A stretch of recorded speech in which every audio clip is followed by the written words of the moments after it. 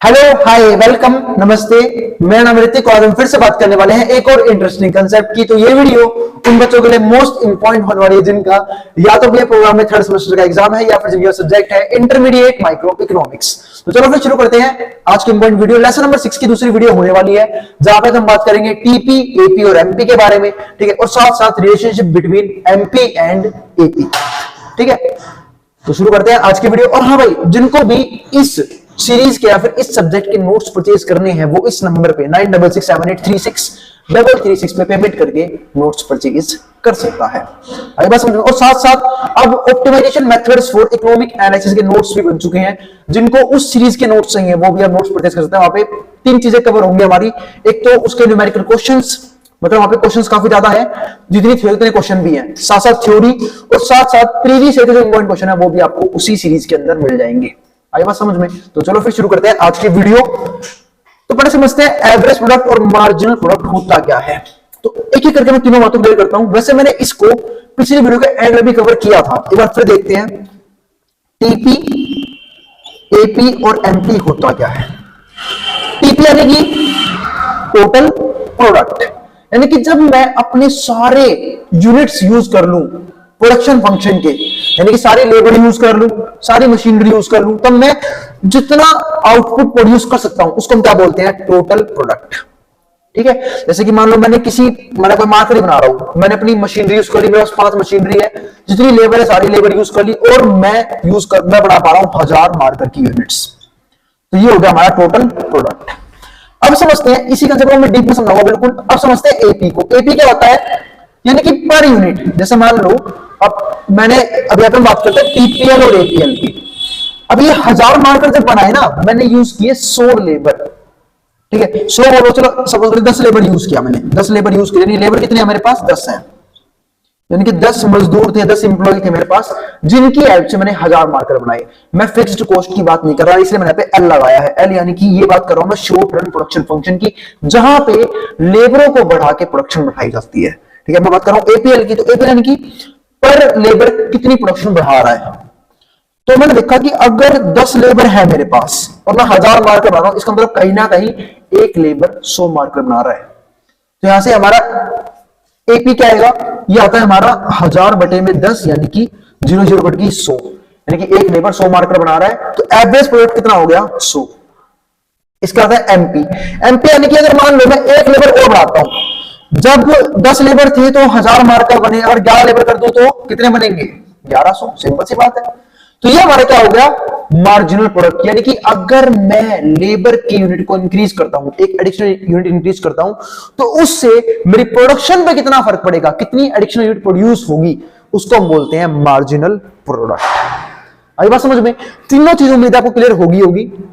अब इसी से ना मैं एक चीज समझाता हूं, वो है टोटल कॉस्ट, या फिर अभी रहने देते हैं इसको, बाद में बात करेंगे, ठीक है। अब एमपी समझते हैं। मार्जिनल प्रोडक्ट समझा दिया। इसको निकालने का तरीका होता है, हमेशा आपको चाहे मार्जिनल प्रोडक्ट निकालना है, मार्जिनल रेवेन्यू निकालना है, मार्जिनल कॉस्ट निकालना है, आप जो भी है ना, जैसे कि मान लो आपके पास टीपी, आपको एमपी निकालना है, टीपी का डेरिवेटिव कर दो क्वांटिटी के रिस्पेक्ट में। आपको टीसी दे रखा है, आपको एमसी निकालना है, अब क्या कर दोगे, टीसी का डेरिवेटिव कर दो। आपको दे रखा है टीआर, आपको एमआर निकालना है, टीआर का डेरिवेटिव कर लो, आपका एमआर मौजूद हो जाएगा। इस तरीके से हम क्या निकालते हैं, मार्जिनल हमारा profit, marginal product, marginal revenue. अब आते हैं एवरेज प्रोडक्टिविटी के डेफिनेशन पे। It measures the total number of output units on an average produced by a factor production. जो हमारे एवरेजली प्रोड्यूस करते हैं फैक्टर प्रोडक्शन के अंदर, इट इज द रेशियो। ये रेशियो होता है टोटल आउटपुट का, देखो जरा ना, ये रेशियो था किसका, टोटल आउटपुट का, किसके साथ, to the total number of units of a particular input use. जब total number of particular unit use करते हैं, यानी कि लेबर जब हमने यूज करी थी, उसका रेशियो होता है हमारा क्या, मार्जिनल और एवरेज प्रोडक्ट। इसका फॉर्मूला क्या है, देखो यार, अगर आपको टीपीएल निकालना है तो इसका फॉर्मूला हो गया क्यू के एल, जहां पे के हमारा क्या है, के हमारा कांस्टेंट रहता है, के दिखाता है कैपिटल को, ठीक है, और एल हमारा क्या है, लेबर। एपीएल क्या हो जाएगा, जो टीपी था इसको डिवाइड कर दो नंबर ऑफ लेबर से, ये हमारा क्या आ जाएगा, एपीएल। और अगर हमें दिखाना है capital and that of capital is AP के, वो कैसे आएगा, क्यू के एल अपॉन में के। यानी कि अगर आपको कैपिटल के हिसाब से प्रोडक्शन चेंज करनी है तो आप यहाँ पे के से डिवाइड करोगे। जैसे देखो यहाँ पे चेंज हो रही थी लेबर की वजह से, तो मैंने एल से डिवाइड किया, यहाँ पे चेंज हो रही थी आपने के से डिवाइड कर दूंगा, सिंपल सी बात है। अब आते हैं मार्जिनल प्रोडक्ट पे, इसके बारे में बता चुका हूं आपको। It is the rate at which total output increases, ये वो रेट होता है जिसके हिसाब से टोटल आउटपुट इंक्रीज होता है with the use of one additional unit of input. जब हम एक additional unit of input use करते हैं तो उससे हमारे टीपीएल पे क्या फर्क पड़ता है, उसको हम बोलते हैं एमपीएल। ठीक है, वो नहीं हम खेलते हैं भाई, मार्जिनल प्रोडक्ट लेबर के लिए। अब आगे समझते हैं the marginal product of labour यानी कि एमपीएल, उसका फॉर्मूला क्या होगा, डेरिवेटिव कर रखा है, देखो ये रहा, derivative of total with respect to derivative of labour. Whereas the marginal product of capital MP K, तो उसमें क्या हो जाएगा, इस टोटल का डेरिवेटिव के रिस्पेक्ट में, कैपिटल के रिस्पेक्ट में। अब आते हैं आगे जहां हम समझेंगे रिलेशनशिप बिटवीन एपीएल यानी कि average product and marginal product. अब इनके बीच में रिलेशनशिप समझने की कोशिश करते हैं, तो फटाफट स्टडी करते हैं पहले ग्राफ को। अगर मैं इस ग्राफ को देखूं तो मैं इस ग्राफ में एक चीज देखी, क्या पहले यहां पर देखते हैं क्या समझने की कोशिश कर रहे हैं हम, कि जब मार्जिनल प्रोडक्ट बढ़ रहा था तो हमारा एवरेज प्रोडक्ट भी बढ़ रहा था, इसमें तो कोई दिक्कत नहीं है, लेकिन मार्जिनल प्रोडक्ट ज्यादा था एवरेज प्रोडक्ट से। मार्जिनल प्रोडक्ट क्या है, ज्यादा है एवरेज प्रोडक्ट से। आई बात समझ में, ठीक है।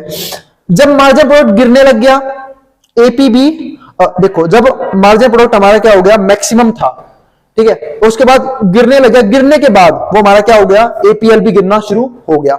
लेकिन जब एक बार ध्यान समझना, जब एमपीएल गिर रहा है यहाँ पे, जब एमपीएल हमारा गिरना शुरू हुआ, जब एपीएल गिरना शुरू हुआ, अब की बार हमारा एपीएल ज्यादा है, यानी कि एवरेज प्रोडक्ट ज्यादा है, किससे, एमपी से, है ना। पहले हमारा एमपी ज्यादा शुरुआत में एपी से, बाद में क्या हो गया, एपी ज्यादा हो गया हमारा एमपी से। अब समझते हैं relationship between AP and MP. When MPL increases, MPL जब इंक्रीज कर रहा है, the APL also increases but APL curve lies below MPL curve. लेकिन जो एपीएल कर्व है ना, वो क्या है, नीचे है एमपीएल कर्व से। इसका मतलब क्या है कि हमारा एपी क्या है, इस केस में कम है एमपी से, यानी कि एमपी ज्यादा है एपी से।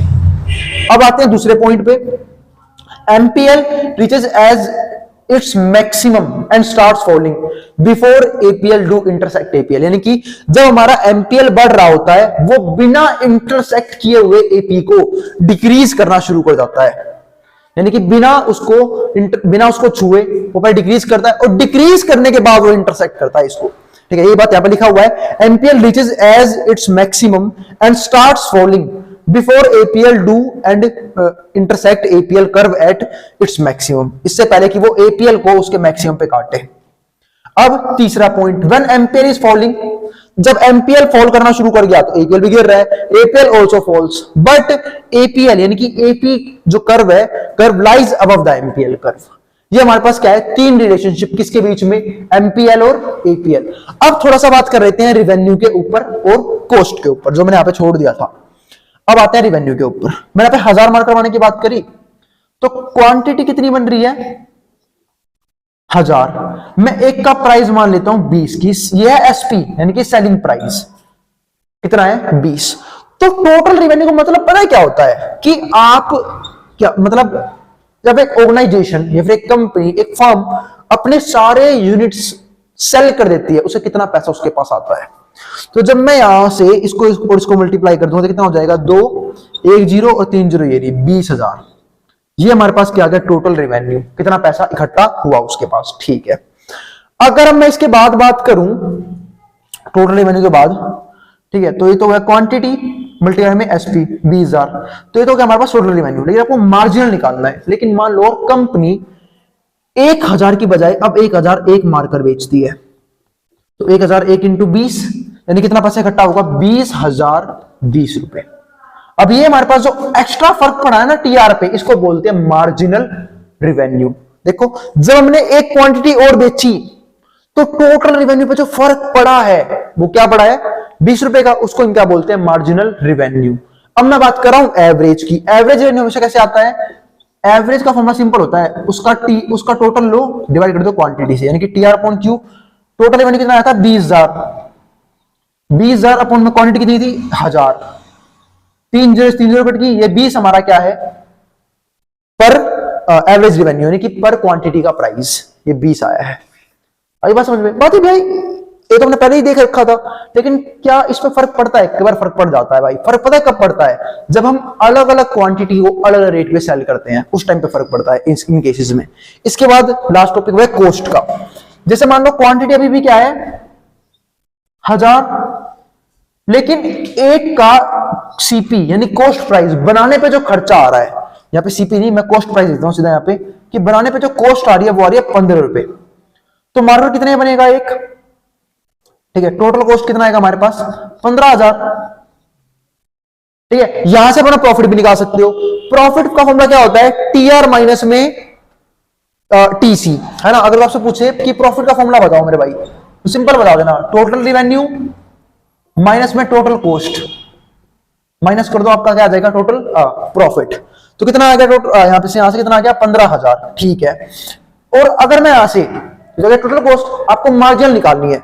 अगर मान लो मैं क्वांटिटी में जो है वो अब मैं 1001 प्रोड्यूस कर रहा हूं, तो 15 रुपए का और खर्चा आएगा, कॉस्ट भी सेम है, तो कितना खर्चा हो जाएगा? 15,015 रुपए।